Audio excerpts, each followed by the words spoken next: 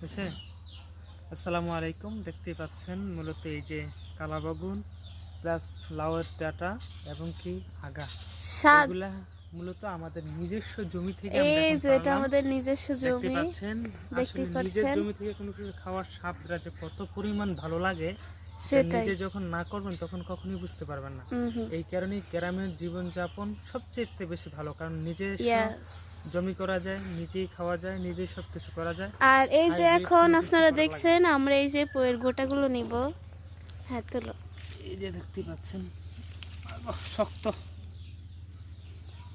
শুধু পয়ের ফলগুলো না, আইয়ো,